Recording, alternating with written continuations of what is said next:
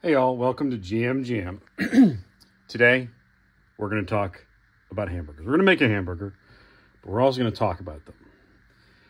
Because if you've been on the internet at all recently, particularly in the food areas, you've probably seen the butter burger trend. And I like the idea. So I wanted to try and make a butter burger that was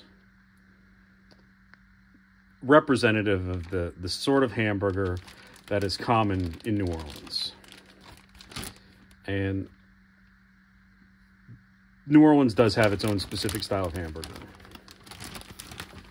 So I'm going to start here by getting 8 ounces of ground beef.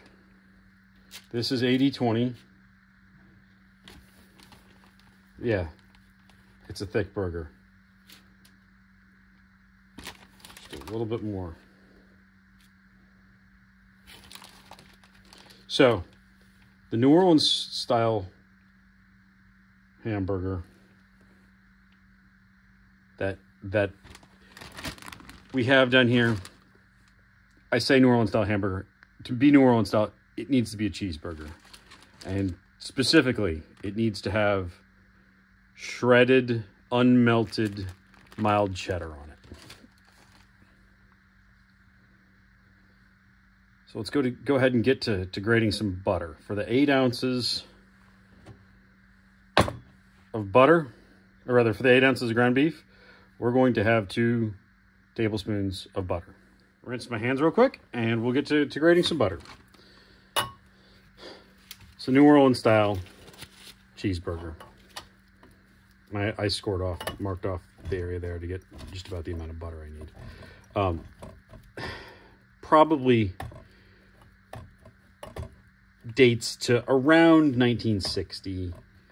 There's 2 potential origins. The first, many people know about Portugal. I don't think that's the likely origin, though they're probably the ones that are the most famous. They opened in 1960, but it was just steaks initially. They didn't have any hamburgers till a few years later when they realized that was a good way to use offcuts from the steaks. And even then, I understand that the cheese probably didn't make it around for another couple of years after that.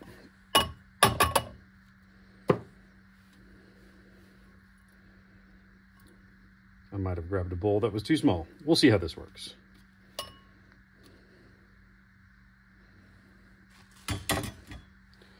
All right, so I'm gonna mix in this ground beef without getting it. And the butter is frozen, by the way. We wanted to try and keep the butter as cold as possible so that it still mixes.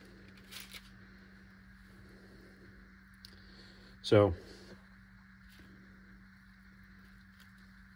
Portugal started putting cheese on, and they did the unmelted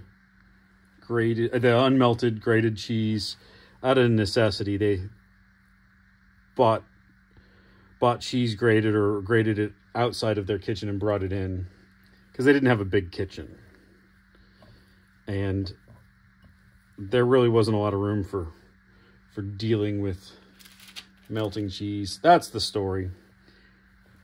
I don't think that's true, though. I think the origin of the unmelted, grated, mild cheddar as a standard in New Orleans comes from Oklahoma, but I can't prove it. I do know it didn't originate in New Orleans, though. The other location, Bud's Broiler, opened in 1957, which that's before, actually it might have been 1952 originally, in their original location, I think.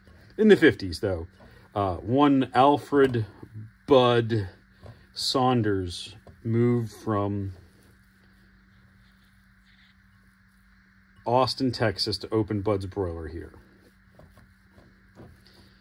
His Texas roots are are strong in the brand. And that can be seen even still with the Longhorn logo that's below their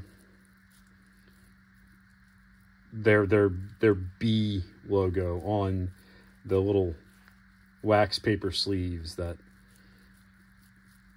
the burgers are served in. So Bud Saunders grew up in Austin, where his dad had a restaurant.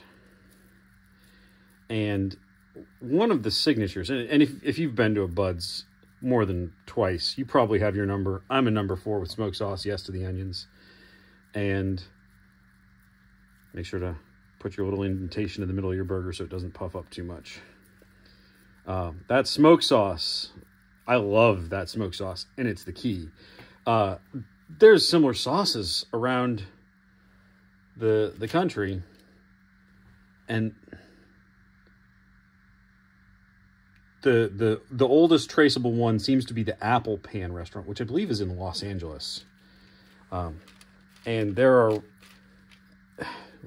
are those who believe that the Apple Pan was the origin, that the Oklahoma City Theta Burger. George Motes is the expert on all this. I'll give a link here to his work, his YouTube channel or something. He's on First We Feast, but maybe a playlist of his stuff. That Theta Burger has a smoked sauce that is almost identical to the smoked sauce at Bud's. I'll continue the story after I wash my hands. So, Theta Burger, Oklahoma City, smoked sauce. Unlike the Apple Pan, the Theta Burger has grated, unmelted cheddar on it. There's hints, if you do your research, that Bud's father's restaurant, which had the hickory smoked sauce, very much like the Theta Burger, actually has its origins. There's the Split Tea and Johnny's. Johnny still exists. You can get Johnny sauce, just like you can get Bud's sauce. And the Split Tea might be the common origin for both Johnny's, that still makes a smoked sauce, and Bud's father's Austin restaurant. I saw it called the Holiday Hills restaurant. I think that might just be a description of the neighborhood it was in. But we're going to go ahead and salt this side, this up. Get this seasoned before it rests, comes up to temperature while the grill heats up. So that's my theory, is that this all traces back probably to the Apple Pan, then the Theta Burger, then the Holiday Hills restaurant, then Bud's Broiler. That's how the grated cheddar, unmelted, gets brought into New Orleans. Port of Call may have copied Bud's. Probably not likely. They probably just served something similar. Two restaurants coming of age at the same time, doing something similar, stuck in New Orleans. And now you got Bud's Broiler, Frost Stop, Port of Call. The original founder of Port of Call, after selling it, went on later to found Snug Harbor, Lakeview Harbor. Lee's Hamburgers, another old classic, does grated cheese on theirs. Beach Corner, which I think has its origins with Port of Call also. I think there might have been a chef that worked at one and then went to the other. There's just a plethora of places that serve typically a charcoal or gas broiled hamburger with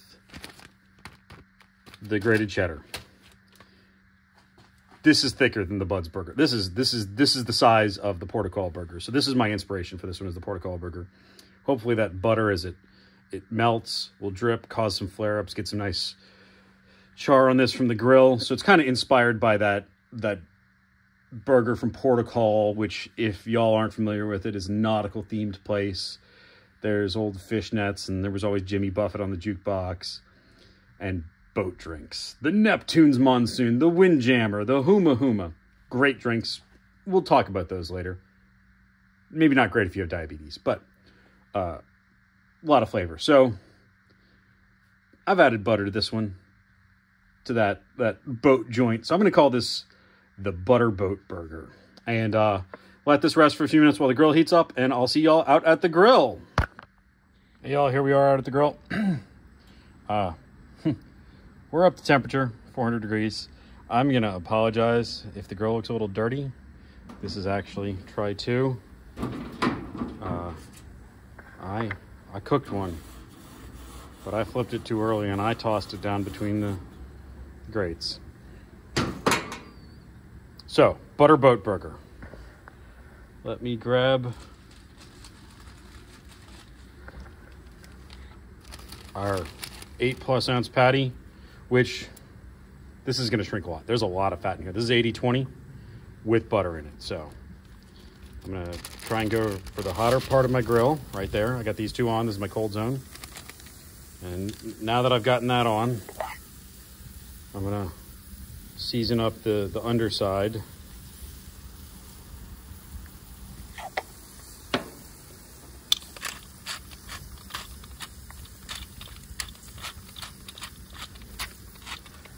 Salt and pepper. And now I'm going to learn from my past mistakes and not touch that until that underside is good and seared and can hold together. So we'll stand here and watch this, and I'll see y'all back here in about 4 minutes. We're getting some good flare-ups here, maybe a little too good, if you catch what I mean.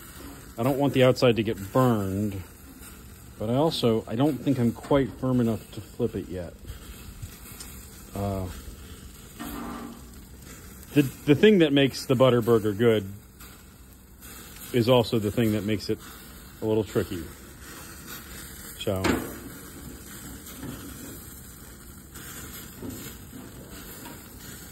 I'm gonna try and see if I can give it a flip.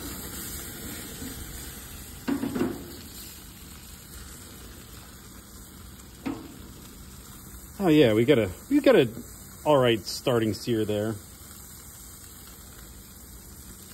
Let's let this flame cool down over here. This is gonna start dripping butter soon, and this will probably flare up as well. That's when I'm gonna shoot for this middle space here, so that when it drips down between the 2 burners. We're gonna keep this status quo going. I like the way this is going. We're going to keep this going. Why don't I take this opportunity to quick and cut and show you a clip of the burger sauce I made for this. So I'll see you over there making burger sauce. All right, y'all, sauce time. So before we get going making the sauce, designed explicitly for the Butter Boat Burger, I wanted to show y'all the Bud's Broiler Hickory Smoke Sauce that I mentioned. Great sauce. A lot of history to this that I'm still trying to figure out, but great sauce, but not what I'm making for this. So since we're doing the boat burger, we're going to pay homage to the son of a sailor himself, Jimmy Buffett. So we're going to use Heinz 57. I really like Heinz 57. Not opposed to using it on a burger anyway, but I do want to work in some other things that I do like in a burger. Round this, it's got a great zing, but round it out, add some complexity to it. I'm going to start with some mayonnaise. I'm going to get a level tablespoon here. And this is kind of inspired by a very simple burger sauce that is what they put on the Watto burgers at Frost Stop. Frost Stop has a lot of history in New Orleans, but it's not originally from New Orleans, though the individual franchisees are given a lot of latitude in how they run and operate. The grated cheddar thing is done at the Frost Stop here. That's not universal at all Frost Stops. I guess the common thread from Frost Stops is that they have burgers and they sell the Frost Stop root beer. So the next thing I'm going to do is I'm going to do the level tablespoon of the Heinz 57. And this doesn't need to be perfect exact measurements. It's a burger sauce, not a French souffle.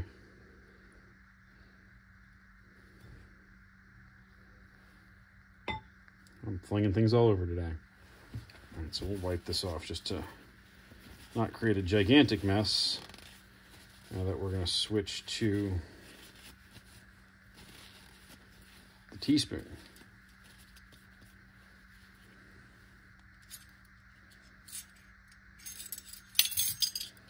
So we are going to go with a teaspoon of Worcestershire sauce.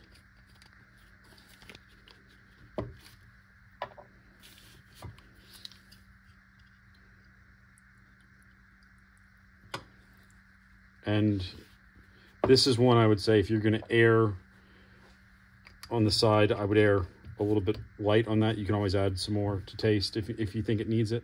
The next thing we're going to do is we're going to get 1 teaspoon of regular yellow mustard. And whereas the others were all level, I do like to make this one a little bit heaping. So the sauce at the Frost Stop here in New Orleans is simple mayo and mustard combined. I like that mixture. It's got the fatty softness of the mayonnaise with the zing of the mustard. Well balanced. We've got some additional zing here. We've got the Heinz 57. There's a little bit of zing to Worcestershire sauce. A little bit of zing to garlic powder. So we're going to go ahead and add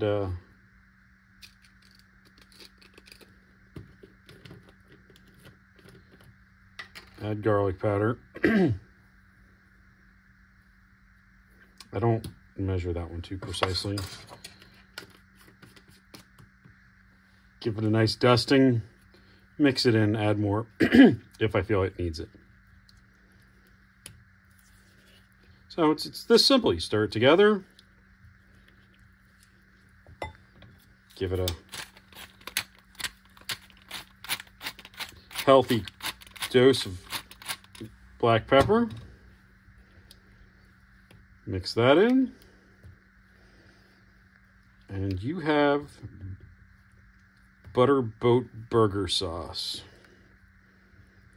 You can have yours with lettuce and tomato, Heinz 57, French fried potato.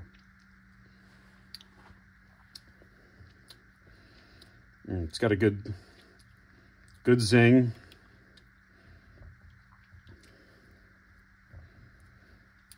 This is some good stuff. Now, the one thing I will recommend, make this the day before. Let it sit overnight in the fridge. Things come together just a little bit better that way. So, this is the sauce. I'll take you all back outside now and see how the burgers are going on the grill. All right, now you see how Jimmy Buffett's Cheeseburger in Paradise's Heinz 57 is going to work on our butter boat burger. I'm gonna go ahead and give this a flip over to this spot here. Whoa. Got a jet engine there.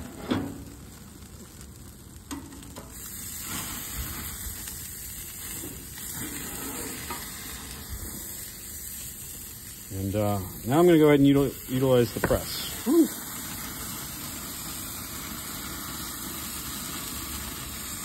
Jet engine.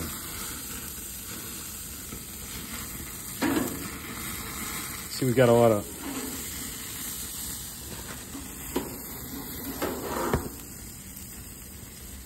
char forming on this side, so I kind of want to turn it.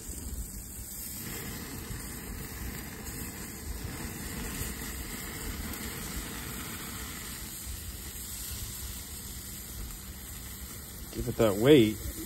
Yeah, there we go. See little bits of flame, but no giant flare-ups. A little bit of weight from the press.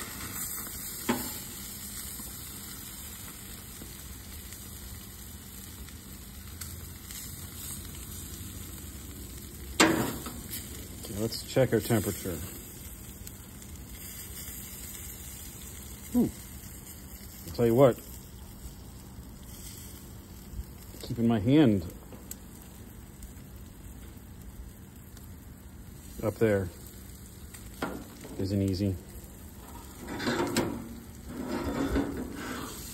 We had some good flair there. So I'm going to go ahead and flip her. Oh, that's look at how pretty that is. Get it a little bit more towards the center there. And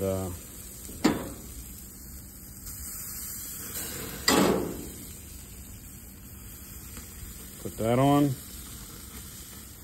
Let's check our temperature. It goes fast from here. 110.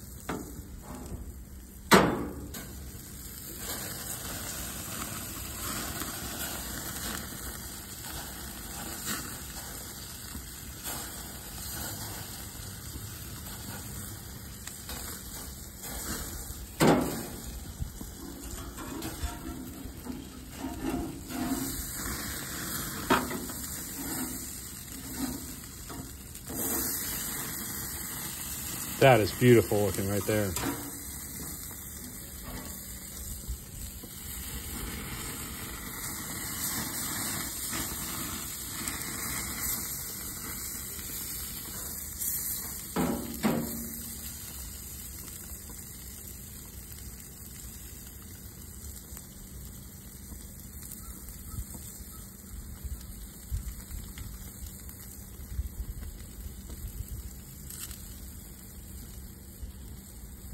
I think we're getting close. I think one more flip and I'll probably be there. There are those who tell you not to flip your burger more than once. I don't mean to be judgmental, but that's wrong. The more you flip, the more evenly it gets cooked. You know, Serious Eats has done a good bit of research on this.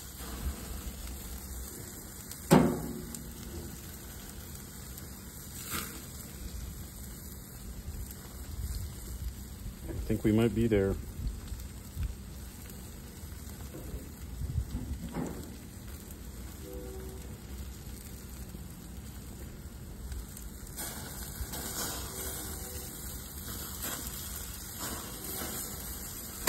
Just a little extra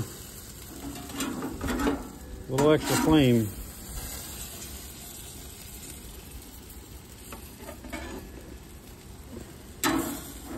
Okay. Hit it with just a pinch of salt. Let it sit for just a second while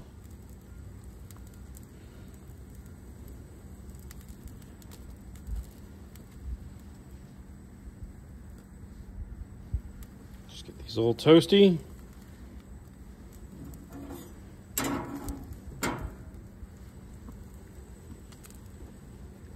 flame down there just from all the beef grease burning.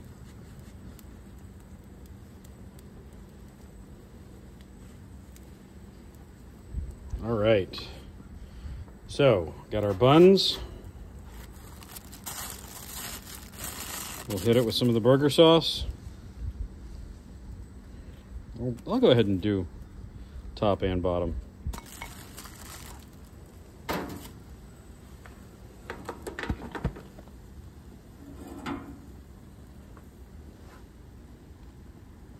We'll put our patty.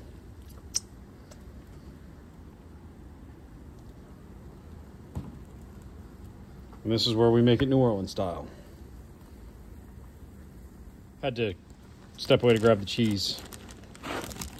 All right, so proper New Orleans style burger. Get this in the middle. You just gotta have like a big mound of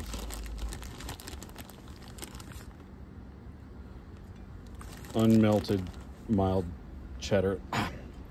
I don't know, some things say, there's one thing that I read that Portugal might use Colby, but I think mild cheddar is generally pretty standard, and raw white onion. I don't know why that's a New Orleans thing, but To me, it doesn't taste right without some crunchy raw white onion on it. So, since this is it's more of a steakhouse burger, and it's not the smash burger flat top style. This is more of a steakhouse. I'm gonna cut this to show y'all. I got it a little bit further than the medium I was shooting for, but this is still gonna be delicious. Whoa, there's the juices. All right, let me give this a taste.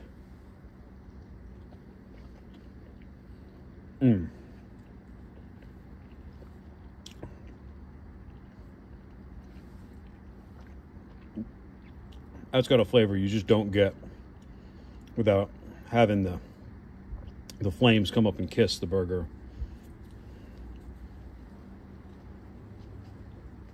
And the butter on that. I tried butter on the stovetop, made a greasy mess. If you're gonna do the butter, it needs to be the grill. If you're gonna do the grill with the butter, you need to be careful about those flare-ups. And once this thing looks like it's done, it is done. I took one extra press just to try and get a little extra char on the outside, and it went past my done temperature fast. But it's still delicious. So, encourage y'all to cook this one. Come on, y'all, get in the comments. I know y'all know how to comment. You comment on GM all the time. You wade deep into that cesspool of comments. So comment on this one. Tell me what you think about the Butterboat Burger. Make it, comment. Don't make it, and still comment. Let me know what you think. Hit like, hit subscribe, do the internet video thing. Hit that little bell for notifications. These things all just really help me, help you. Lets YouTube know what you like better. So do it. All right. Thanks for watching. Bye.